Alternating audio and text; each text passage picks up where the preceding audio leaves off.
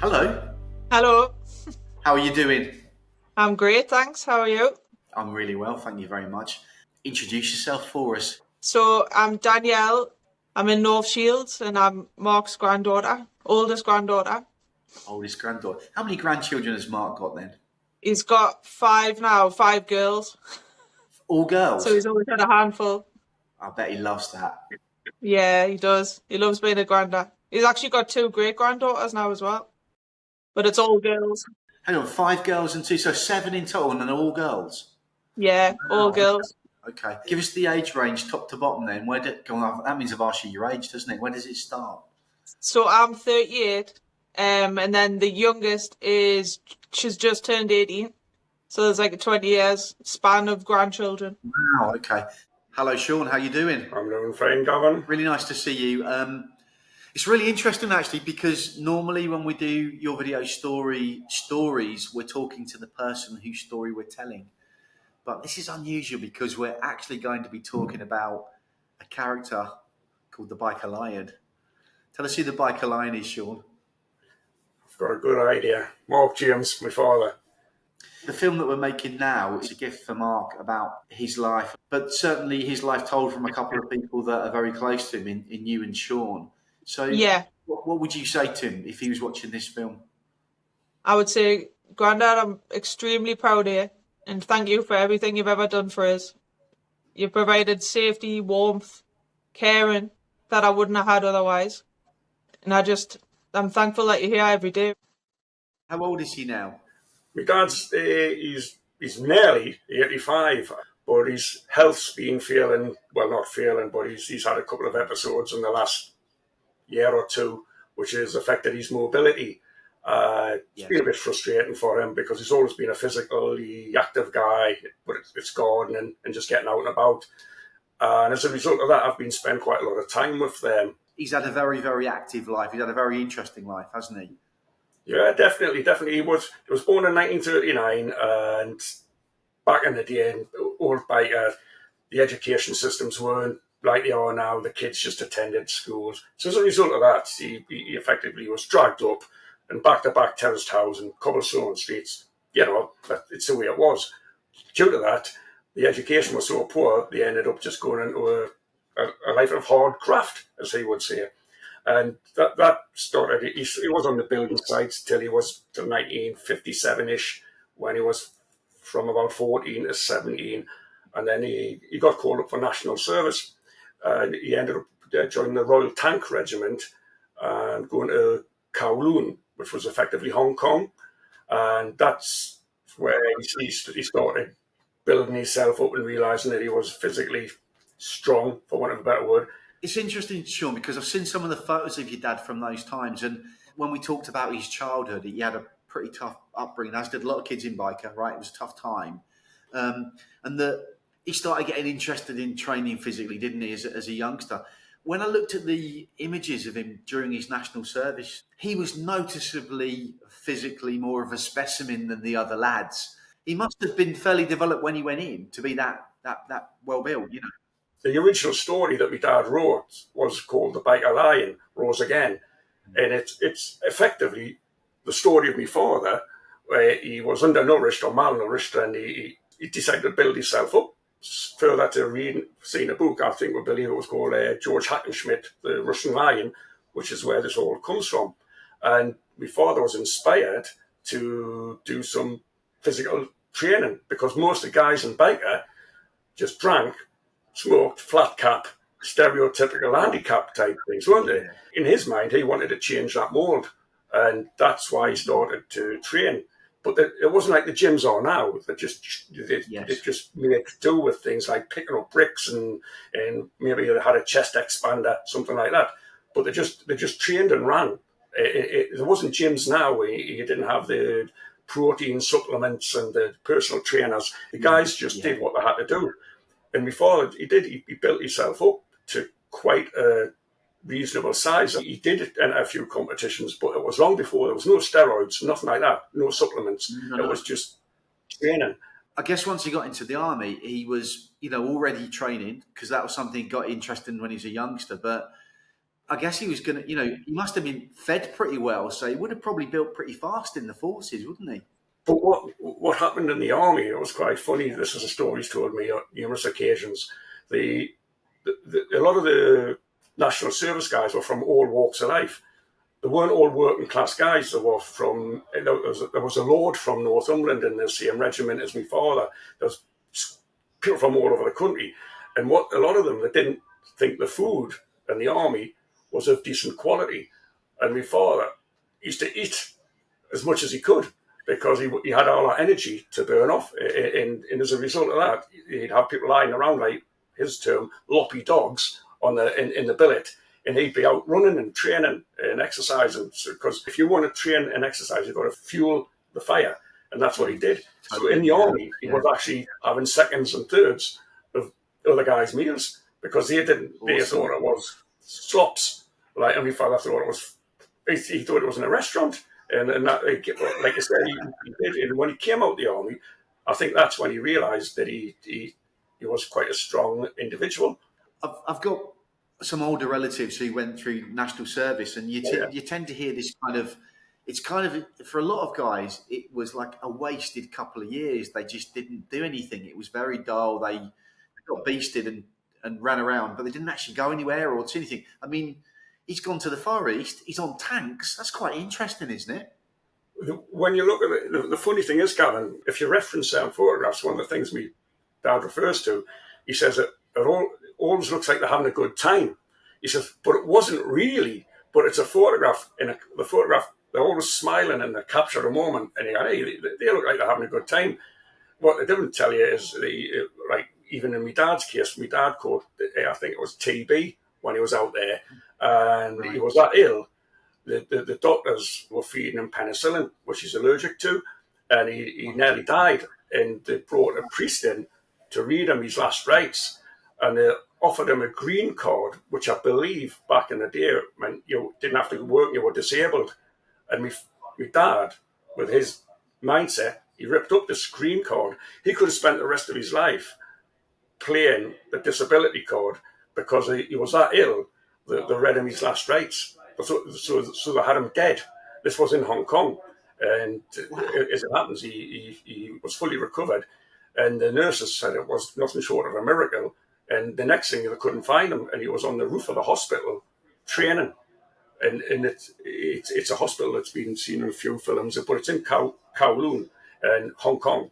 And it's quite a story, but it just goes to show the mentality of my dad. He's never given in. The way my granddad deals with everything in life, he's just always positive. He always has been. It's inspiring to me because I'm not like that at all. I would say I'm a realist. I wouldn't even say negative. I just say the good and bad and everything. But he's so positive. He puts a funny spin on everything, doesn't he? It's quite unique, really. Listen to people complain now about the cost of living, and people have got so much choice. Back, you're on about your relatives going up national service. I'd be horrified now if the national service was brought in, because the generation, I'm not criticising people, but the generation of kids now just seem to be soft and they don't really want for anything because everything's freely available. And I'm not dissing social media. We wouldn't be doing this if we didn't have it. I just think it's the way they were, and the people really appreciated what they got. The Second World War hadn't finished very much earlier, had it? And also they were still in ration books, weren't they, until early 50s? He was born in 1939, the year the war started. That's a hint. And for his full childhood, they were on rations. And he actually says he remembers the air raid shelters and stuff like this. But the family were that hard up that his mother used to sell the rations just for like milk and bread, because he keeps saying he lived on jam and bread and cocoa. Now, I know that sounds like, yeah, really. But he's 84. And if you think back 50, 60 years ago, even our generation, the choice of people, young people growing up in the 80s and that, if you look back now on any of these programs where they show you nostalgic food stuffs and adverts and TV documentaries, the world's just transformed beyond comprehension. And I think it's not all for the better, because I think that their generation, that's diminishing rapidly, they appreciated the things and the changes that happened in the 60s and the 70s. And if the kids complain now, I believe you should look at your parents, then look at your grandparents and think, you think you've got it hard now? You look back at what your mum and dad had to go through, and then your grandparents. I've actually got something here. It's a DVD of my father interviewing his mother when she was in her 70s.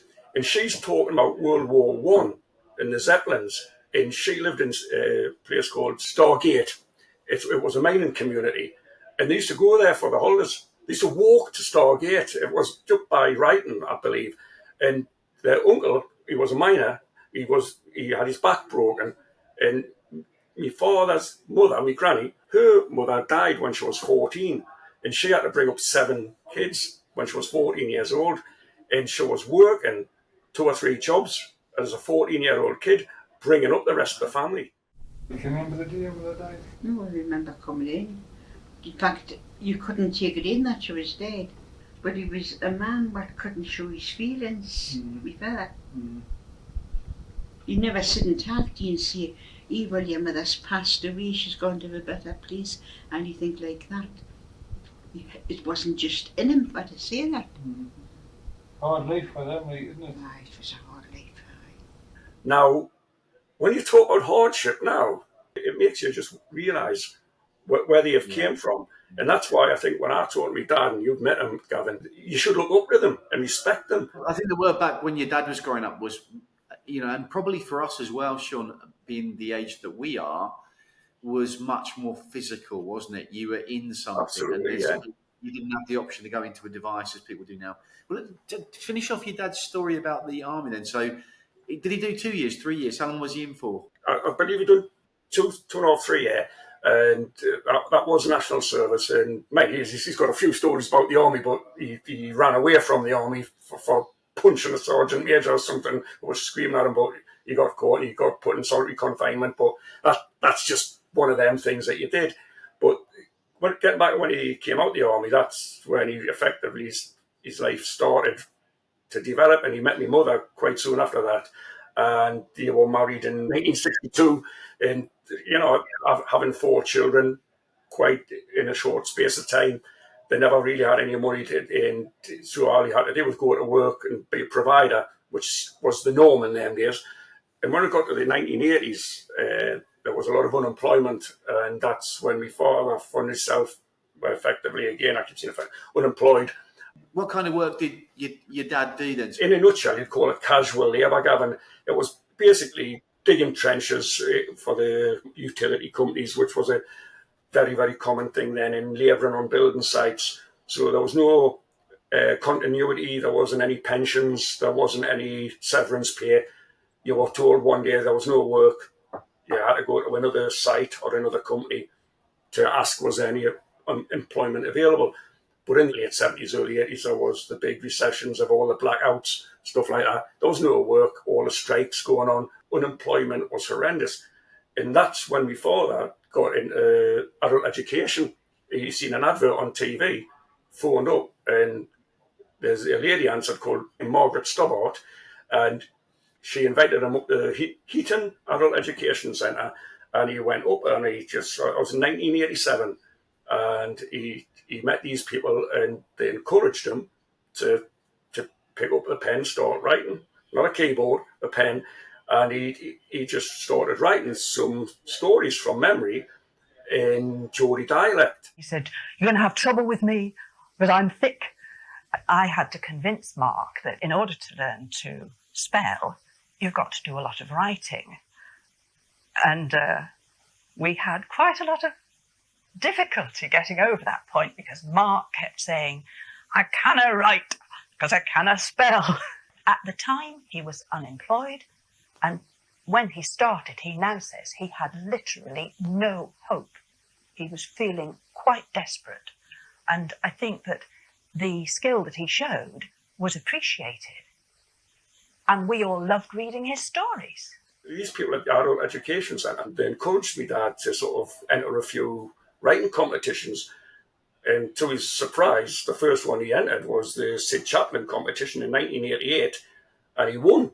And I think he got £100 or something. That was a fortune to him, and he couldn't believe that people were actually interested. The story that he actually won in the Sid Chaplin was Me Bogey. They made compiled a book of the stories, of the winning stories, and they call it Me Bogey. And that's, again, I mean, this is back in the day when they were like very raw, soft back books and quite amateurish, we would call them now. But the achievement of it stimulated him. And he started writing a bit more and doing a couple of, he did drawings, and not long after that he got a job at Newcastle College, and so he stopped writing. But adult education became a very big thing, and a few of the senior lecturers and the principal at Newcastle College recognised what my dad had done, and as a result of that, he ended up getting an interview with Lorraine Kelly on Breakfast Television. Now today on our special adult education series, Basics to Brilliance, we hear the remarkable tale of one man's passion for story writing, a passion that was hindered for the first 48 years of his life by one simple fact, and that was that he couldn't read or write. Mark James is in our Newcastle studio and we'll be talking to him in a couple of minutes. But first, let's see Mark at work in his job as a building technician, a job, by the way, which only opened up to him after taking a City and Guilds course at Newcastle College. Really, for a man of 48 years old to admit that he wasn't good at reading and writing, and to go back to college to learn, and his books, his drawings as well, and I think that takes guts. Well, let's go to Mark in our Newcastle studio now. Good morning to you. Good morning. Hi. It's really good to see you. Congratulations. You've Thanks. done really, really well. Thanks very much. But it took a while. I mean, you were what age were you when you thought, I'll have to do something about this? About 47-ish, I would think. And what actually made you do it? Why did you wait until then? And was there one particular instant you said, I'm going to have to do this, I'm going to have to learn to read and write again? Well, I had been on a dual a couple of years, you know, and an advert on the television, adult literacy. Right. And that says to myself, it's about time I got a bit of education before it was too late. So it took me so long to the centre, and it was hard decision to take, because I hadn't any confidence at the time, you know. Well, that's the thing. It's very, very difficult to sort of raise yourself, isn't it? It's a fact, you got to motivate yourself, haven't you? Yeah. And what it's given is no, I mean, I used to walk with me here doing, you know. It makes you shy, and you know, frightened to talk to people. I'll talk to anybody, you know, Well, of course, when you're talking to me. They looked at my dad as an example of having no education, hardly being able to read or write, then ending up as a bricklaying technician at Newcastle College. And without the adult education, you would never have had that. And that was the stepping stone to the rest of his adult life. I'm 38 now, so he was 10 years older than me before he even went to learn to read and write. Like, my grandma must have had to do everything, because I bought a house and everything before then, so she must have to do all the paperwork and stuff like that. All those stories must have been sort of bubbling inside him. Exactly, locked inside him, yeah. The bit that's really interesting is there's an awful lot of guys who had, you know, that physical work life. They had a rough start in the same area, but, you know, as your dad. Lots of kids grew up having a tough time, right? I know that he went along to the college, and the college gave him the opportunity to sort of write and to reflect what he was imagining. But where did the imagination come from? I could find you 100 guys that had a similar route to your dad.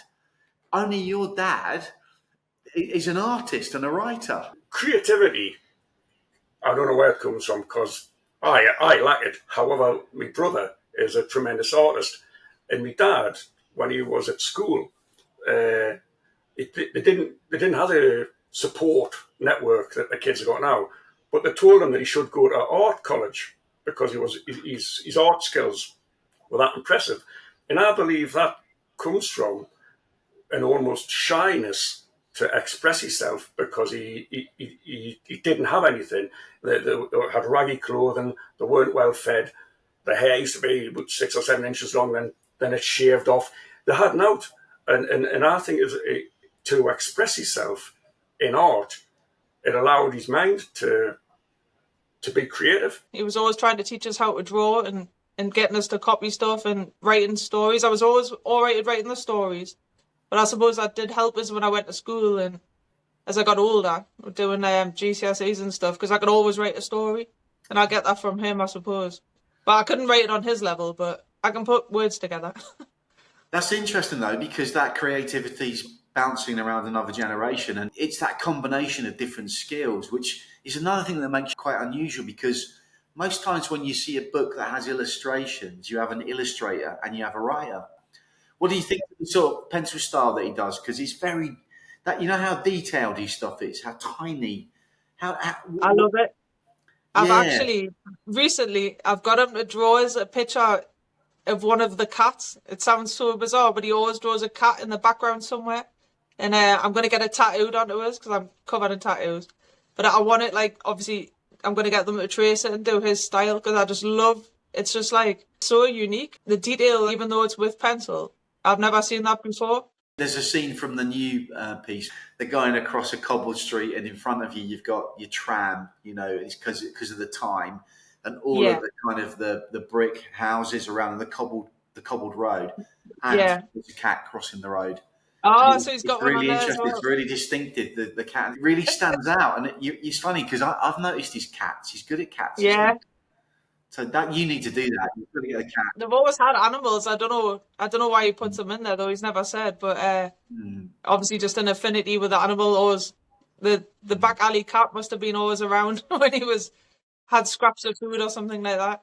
Danielle always used to buy me dad or Willie and the Brooms books, and so my dad had always had this cartoon comic book sort of relationship, and he's always loved them. And I think that's when he's always written about the times, but he doesn't make it hard. He doesn't complain. He laughs about it. He says, well, what's the alternative? You can't complain all you want. But my dad didn't do that. No matter how hard things got, he always kept a positive approach to things. And I think, again, getting back to that time in the 80s to sort of probably early 90s, one of the things that kept him going was he had a couple of grandchildren were from my brother and my sister.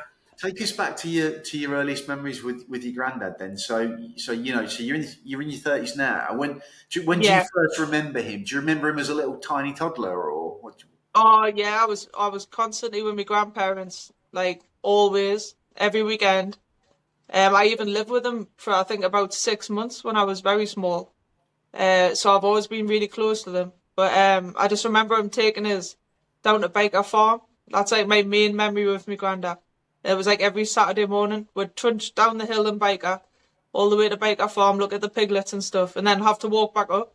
But I could never keep up with him because he was a machine, just trudging down the road. Was he still weight training and doing all his crazy stuff? He's constantly. So he'd come in from work and go straight and do his weights, but he used to do them in the backyard then, which was tiny. He used to do pull-ups on this bar thing he'd put in the backyard.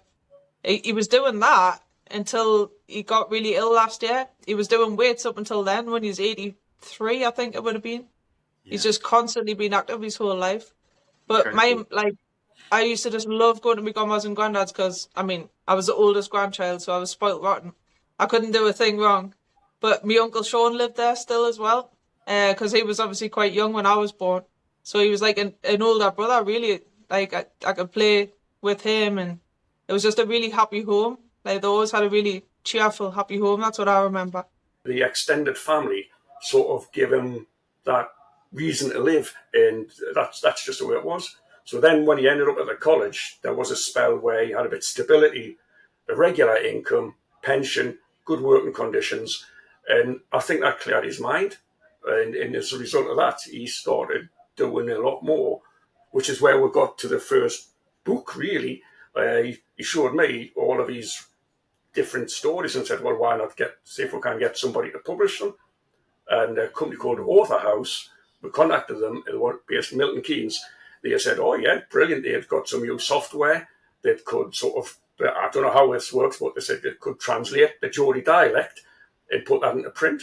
Go back just a little bit before that, Sean, because so we know your dad retired. He retired in 2003, I think, didn't he? Is that right? 2003? Yeah. So I know that after that, with a bit more time, I guess, on his hands, he developed the Byker Lion. There was a compilation book. There was the Lord Mayor's event. He was certainly being noticed, wasn't he? Some of the talent that he had was being noticed a bit more.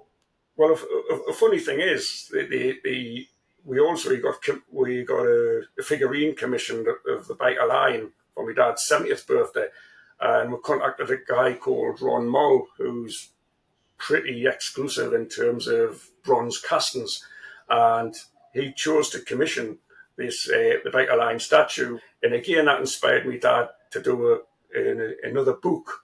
And when we did this, we gave it out to a few people, and one of my friends, a kid called David Turnbull, he showed his daughter it, who was about 9 at the time, and she was really excited that her dad knew an author, and she'd done some research. She was only a Ben. She'd done some research. She Googled my dad, and he found out that he'd rescued a neighbour from a fire, a bungalow around the corner that exploded, a gas leak it was, and my dad went run in and rescued him in his vest, and the local news were there in the fire brigade, and my father, he's on the front of the Sunday Sun at the time. Well, this little girl called Libby Turnbull, she came and met me father in the cornerhouse pub with my friend Davy, and she asked would he go to our school to do a show and tell, right?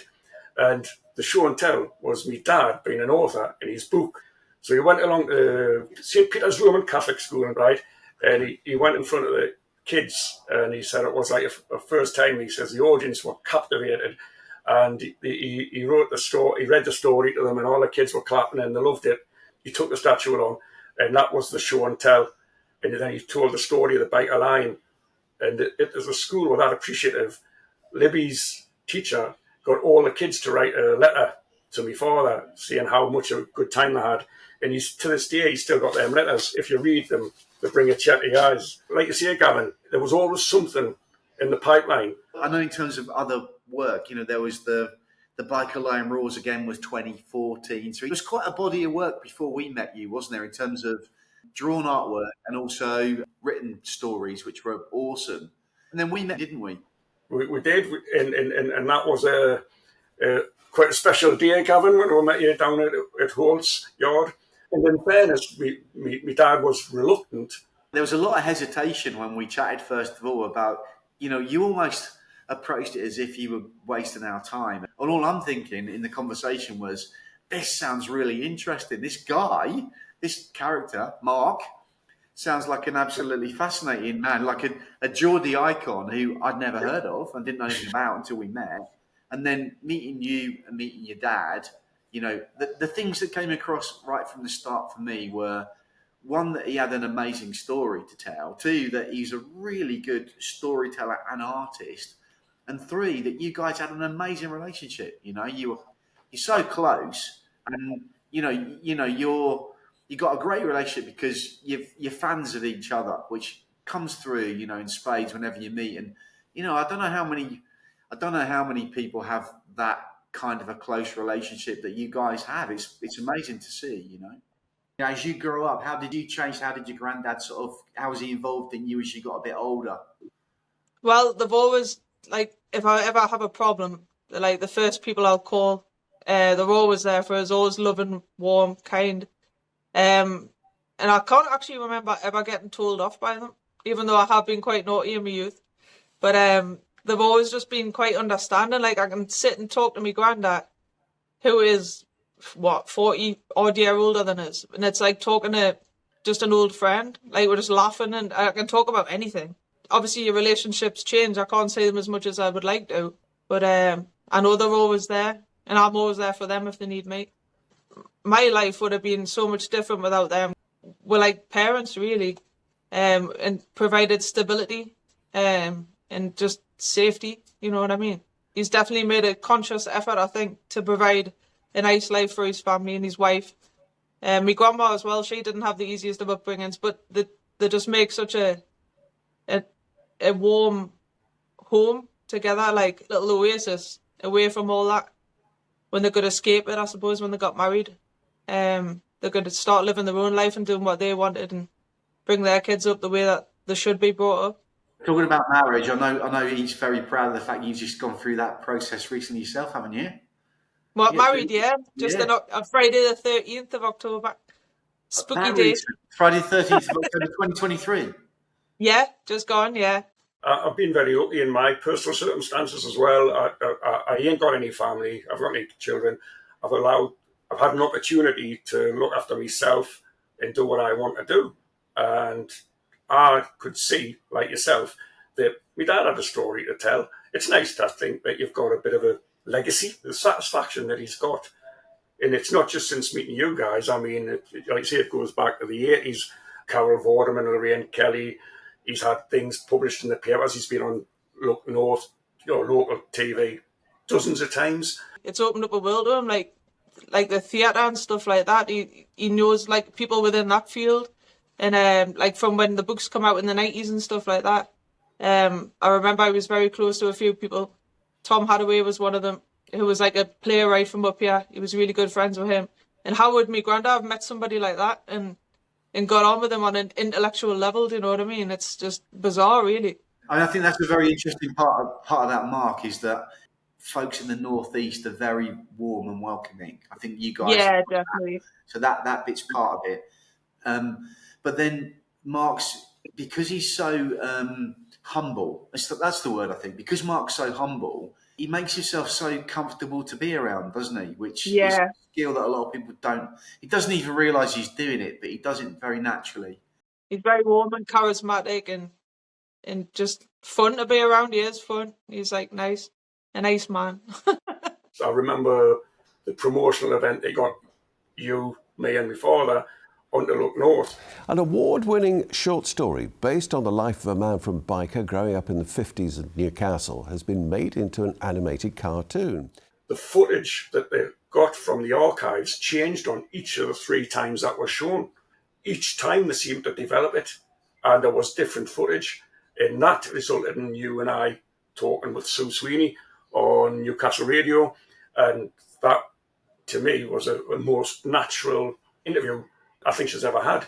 I'm all excited, I really am. How is the Byker Lion today, Mark? Fit it up. Yeah. So, the story of the 1950s working class hero brought to life in a stunning animation. How did it all come about, first of all? We got in touch with Gavin here. We went into these studios. We took the drones in, the book, and that's just took off. And the rest is history. The rest is history. I love this line as well. A story about when I was naught but a skinny little kid and what it had to do to survive and how everything turned out fine. Today, boys, I'm going to show you the fundamentals of wrestling. I couldn't believe me ears. I was champion of my old college. James. A funny feeling came over us, like I was possessed. I really believe George Hackenschmidt had taken over my soul. We came to grips, his muscular arms wrapped around me back, my skinny arms around his. A hidden power came through us, the likes of which I'd never felt before. Gritting me teeth, I'd give one almighty heave. Up and over he went. All the kids gave out a cheer. Mr. Hardy jumped up to his feet full of hell. When he seen my ugly mug grinning from ear to ear, that made him even worse. He couldn't wait for revenge.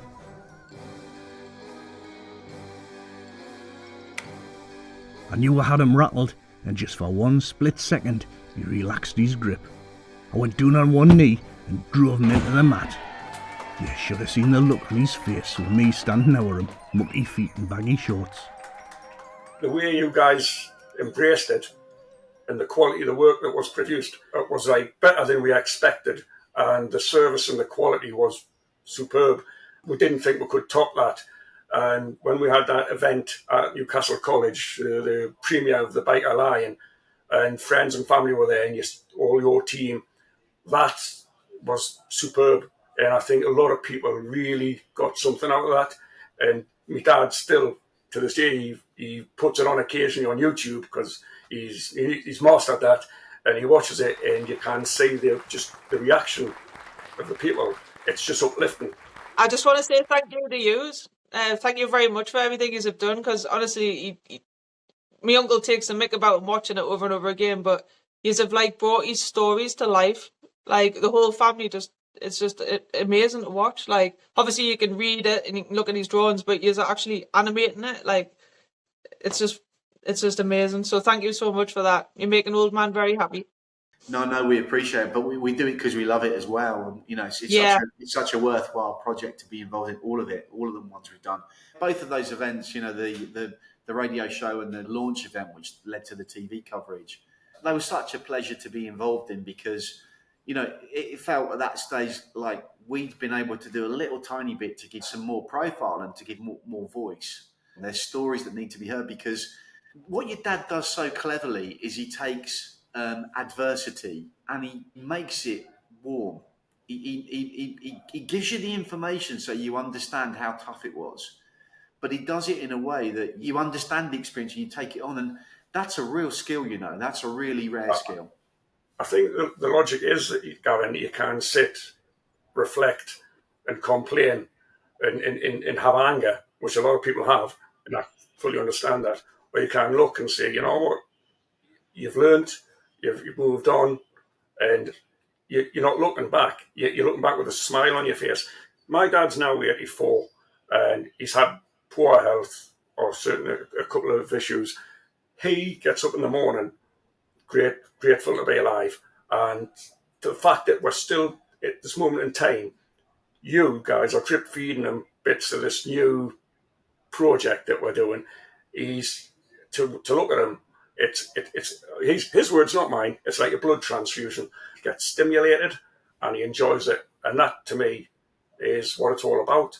Your dad's a very, very good artist. For an animator to get involved in the project where he gets to convert to some extent and develop ideas like artwork, that's a dream. Doesn't happen. You know, normally people come to us with no artwork, or they come to us and they're so prescriptive in what we can do that we don't get to actually enhance or reflect on it. You know? In terms of the animation, my dad's ideas, watching them become sort of a two-dimensional cartoon, I think the books and the animation were meant to work together. It's a good story. There's a lot of detail.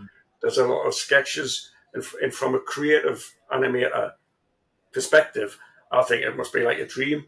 It's a bit like a chef getting all the ingredients, giving it on at once. The interpretation that you're given is absolutely spot on. And I can only say it. My dad, when he looks at them, he's like almost trying to look for fault. But he's finding it hard to find fault because it's like a really good song. When you hear it once, you get great pleasure out of listening to it time and time again. Let's use that song analogy because I was trying to think of a good analogy and you're giving me one now. But, you know, someone can say, I'm a songwriter and I've written this great song, and then they come along and they get the guitar out and it's terrible. Well, you're thinking, and you're running the recording studio and you've got to record it anyway because they're paying for the studio time, right? The difference between that and what your dad's done is that what your dad brought was really brilliant artwork, really entertaining and well-written stories that also have this heritage aspect about the Northeast, about living in Byker, about Newcastle, about how things have changed. And, you know, so I genuinely do believe that there's beyond the entertainment and the visual components, there's a historical element to this that needs to be captured. It's just the stories that are being told in a way that make them accessible for everybody. Like you say, the kids love them. They love watching them, but they're actually learning about something that happened in the 1950s, aren't they? You know, even if you didn't put an exact date on it, you'd be able to get a kind of a range of dates. And the things that stand out are things for me like the gas, like the lights, the lamps, you know, the street lights, the dustbin shapes, there's these things that are so iconic from that time, and it's so central to his artwork, which is fascinating. It's really good. I agree. Yeah. Well, where I live now, it's like a Victorian terrace, so there's loads of back lanes and stuff like that, and I'm always walking up and down with my dog, and I just think of my granddad constantly because it just like transports you back in time. You think how many people have walked on these cobbles? Well, thousands, hundreds of thousands of people, you know what I mean, over the generation. But yeah, like, even if nothing else, he brings old Byker to life. Like, and that's gone now. Like, you've got the Byker wall that's been there for years, but it used to be like where I live, terraces of Victorian houses, that's all gone. And it just reminds people probably my granddad's generation of a time gone, you know. The thing is, what I think's really decent about the productions that have been done, they're short and sweet. You've got a book that's been condensed into 5 to 7 minutes animation, and you capture it all, and you're not really losing anything on how they've been edited, produced, and created. And they tell a little story. It's the hungry little kid going to bed with a stomach full and a smile on his face, and it's just like that is the format that he wanted them to be, where the short, sweet, and quite entertaining. And you know, if people choose to watch them, which I hope they do, they'll find that. I mean, I've been to my dad's doctors, the dentist, people, senior professional people, and you've mentioned that my dad's had a cartoon on YouTube. At his surgery, the outreach worker made all the doctors watch the Byker Lion, because I actually was with my dad. I mean, I'm acting as his carer with my dad at the surgery, and one of the doctors actually clocked off and put the Byker Lion on his laptop when he was talking to me father about an illness, and he just started watching the Byker Lion, and this doctor was just sat there laughing, and my dad said, "Well, there you go. It's a great little story," and to be part of it, yourselves included, a little bit of entertainment where you actually enjoy it. And I just think it gives a lot of people a lot of satisfaction. And certainly from my perspective, I see my old man, and he loves it. My mum gets a bit fed up with it because he's got it on the telly all the time, and he's partially deaf, so he's got it on full blast. So if you're coming up the drive, you can hear the Byker Lion, and he turns it off when you get in, because it pretends you're not listening to it. Like you say, Gavin, it's like a record. When we were young, you used to save your money and buy a 45-inch vinyl, 45 RPM vinyl. You'd play it to death, and then you got another one. And then and that's how you remember all the records from the 70s and the 80s. I couldn't even name a record. I'm like, old man now, but it's because you cherished them and they were good. You watched one thing, you listened to the music. Tape recorders. When we used to get a VHS tape recorder, I used to watch an episode of something with 10 times. You know what I mean? It's there. Technically now, Sean, you've got an album.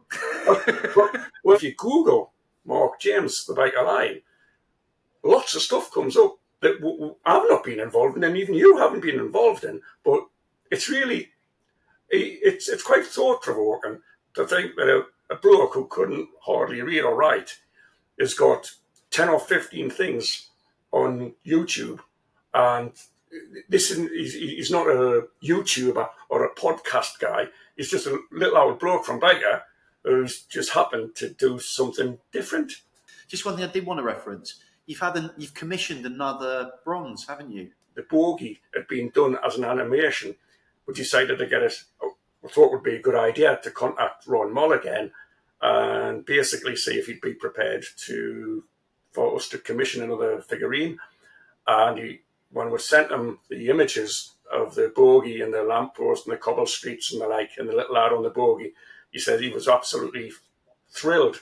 And I don't think he'd been doing a lot in the last couple of months. I think he's almost retired, but he chose to do this, and it was so funny because he used to send images of the work in progress, and when it was completed, they kept hold of it for a couple of months, and it was because the guys at the foundry, they wanted to keep it to show people, because they were sick of doing busts and horses and dogs. This was so original. They were using it to showcase their work, because the artwork and the detail on it is just superb. Give me an idea of how big it is. How big is it? I would say about 12 inches long and about 10 inches high. Weighs about a stone. It's pure bronze. It's given him something to do, and you guys have been part of it. And his words, not mine. These are the best things that he's done, because this is modern and this doesn't go away. With all due respect, not a lot of people read books now, and this started from reading and writing, but that's not it's not an agenda anymore. That's been put to one side. So to do these things in this format and to have access to them on the social media, I think it's brilliant. going back, originally your dad's option to actually hand draw and your dad's option to write stories, even the way that's evolved in sort of things like Audible, where people are listening to books now, aren't reading them physically, and the animations that we've been able to make for you, that wasn't available even 20 years ago. It just wasn't. If you want to see an animation, you were going to see a Disney film because it costs so much money to make it. Now the technology's developed that we can deliver it, but what you still need is phenomenal artists. And Angus, who's making the latest version for you, Angus is in his mid-20s. He's a brilliant animator. I mean, he's a brilliant artist. Angus obviously works for us. But when I talked to Angus about the project and, the idea of trying to tell the story of Home on the Range, which is a biker story set in the Wild West, I can't think of a better way to put it. It's a brilliant story. When I started talking to Angus about it, and he saw what your dad does, and we obviously worked on the script, which is the book, the short story your dad wrote, like any animator of quality, he nearly ripped our arm off to actually, I want that get me that project, because it's such an interesting thing to draw. You can't tell that it's something that he's enjoying, and I think it allows an animator to have his little bit of creativity to put their stamp on it, and to be creative. And even with the voiceover with Gary Hogg, another colleague of yours, and amazing, doing the bits of music. When you first see them without the bits in, and then you get the voiceover, then you start getting parts fed, then you see that's when the detail comes together, and that's when you get, everybody does a little bit, and that's where the team comes into it, and that's how it ends up where it is. It's not just one person, it's one idea, but there's half a dozen people just touch it up, and that's where we end up with, I would say, such a good product. A really nice thing from our side is that some people we work with are so precious about their own work that they don't actually allow a team to be creative for them. Okay, and what I really like about working with you and with working with your dad is that you give us some space as well to do that. And because if you think about the format of your dad's work, he'll tell a story and he'll write a story. So we're all imagining what we think is happening in this story. It's in our heads, and it's in your dad's head to start off with. And then your dad sketches effectively stills from that story, but they only cover certain elements of it. They can't join the whole thing up. With an animation, we've got to fill 100% of the time visually. And the bit that's great with working with you guys is that you let us have some space to add some additional creativity into it. That's what's exciting Angus so much. But the interpretation from your side has been exactly what my father perceived it. It is almost Orwelly-esque if you look at the sort of the way the stories unfold. The feedback, drip feeding of snippets to let me dad look at, and the way he's do it, you feel part of the project. He feels that he's like a director, for want of a better word. It just makes his day. And the end product, though, is the piece de resistance, and he just loves it. And all we can say is that it does what it says on the tin. It's meant to be a bit of fun. It's flexible, it's funny, and we all enjoy it. Way back in the old days, Byker was a square mile of back-to-back soot-blackened terraces with a skyline of smoky chimneys. People had naught but their hopes and dreams. My local picture house, the Bambra, was a place of dreams, with queue on the block to buy a ticket, just to escape reality. It showed that many cowboy films, were nicknamed it the Ranch. Cowboys were heroes, we wanted to be like them, riding imaginary horses on a fantasy biker range. Saturday, best day of the week, I leapt out of bed. A big slice of jam and bread for breakfast, a cup of hot cocoa followed by a loud burp. Me mum shouts, "Greedy nout, you think you were never fed?" I ducked because I knew there was a right hook coming. A quick wash in the kitchen sink and off out the back door. Me pockets were empty, but I didn't care. Sky was blue and me tummy was full. I had something money couldn't buy. A vivid imagination, a truly wonderful thing to have. I skipped down the back stairs two at a time, full of the joys of spring. Zippity-doo-dah, zippity-yay. It was going to be a wonderful day. I had no idea what was going to happen when I stepped out in the back lane, mind. I nearly fell flat on my face. Me legs buckled under us. What seemed like the weight of the world hit us on me back. Knocked the wind out of us. A powerful arm locked round me neck. Legs wrapped round me waist. There was no escape. Me attacker spoke. "Howdy, kidder." I was a bit sarcastic. "Howdy, Humphrey."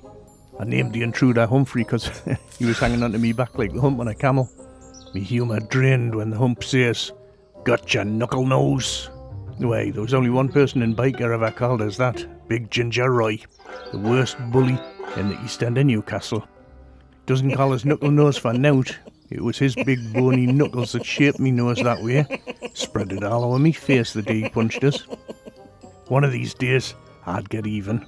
One of these days, pigs might fly. What's really, really good, there's little things, just the backdrop from old Byker going into the sort of the ranch style thing with the cactuses, pigs might fly, you see a little pig flying. These little details are what make them special. 2 minutes in, 8 minutes to go. It's so exciting, isn't it? It made his day, Gavin, and I can't thank you guys enough, because this seems to be accelerating, and timescales is good, and you know what? It's just, he's looking forward to it now. So am I. Would you like him to slow down, or would you like him to keep doing what he does? Well, he loves his walks. He still tries to go out for his walks all the time. But I think he should embrace technology and get a scooter or something like that. But I don't think the people of the streets of Heaton would be very safe, but he could get more freedom that way. But I think to him, he would see it as like surrendering to being old, if you know what I mean. But he is nearly 85. But yeah, just for him just to continue. Well, I can't believe he's wrote a new story, because I've never heard this story. I'm so excited to hear it. Once it's finished, we've got every intention to have a proper launch and to get a crowd to come and see it. We're not going to just let it sort of drip out into the world without a bang. We want people to see it like we did last time for you. So we're gonna put something together that your dad could come along and be involved in, and surround him with family and press and all the rest of it as well. We still have that hope that we can get a more permanent sort of home for these pieces, because I think they warrant being at somewhere like the Beamish Museum. Or the thing is, Gavin, as time goes on, with all due respect, I've found out this morning that one of my good friends lost his mum this morning.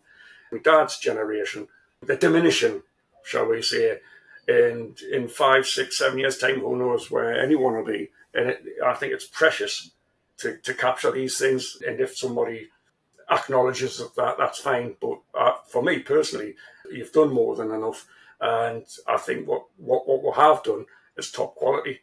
And people should look back and think about what it was like to now, when you look at first world problems, and you should look back and think, you know what, you think we've got it hard? They had it harder. And then if you want to go back another generation, they never complained. I hope that what we can do, working with you and working with your dad, is to just create something that allows people to actually recognise that, Sean, in a small way, to actually recognise that the world has changed quite a lot, but also to be entertained and to be informed about it in a way that hopefully that will make them think a little bit differently for a day. The other last thing I wanted to just say to you was, and this is something that I don't know that you recognise, but your dad is very, very lucky to have you as his son. You're an incredibly positive, hardworking, and supportive man for your whole family. There's very few people would make the efforts that you make to look after your family in order that they get recognised for what they do. So don't ever forget that. I appreciate that, and thank you for saying them kind words. But I think one of the things, Gavin, it's your circumstances. And I had a half decent job. I ended up getting a redundancy package that suited me at a perfect time. And I reassessed me things, and I decided, well, spend a bit of time with the family. They're getting older, and then getting back in touch with you guys, it's just been a blessing in disguise. Obviously, get a dog. That's the other thing you've got to do when this retirement days. Cockapoo Puddle. We'll talk about him another day. Thank you so much for telling your dad's story. It's been amazing, and I appreciate it. Thank you. What's your favourite thing about your granddad? There's two. It would probably the way he makes us laugh more than anything, but also his cuddles, like his bear hugs. I always called him. Like I've remembered that from being so small, just coming in from work and grabbing us. I love his cuddles. Just makes you feel safe. Yeah, definitely. He knows how I feel about him. I tell him all the time.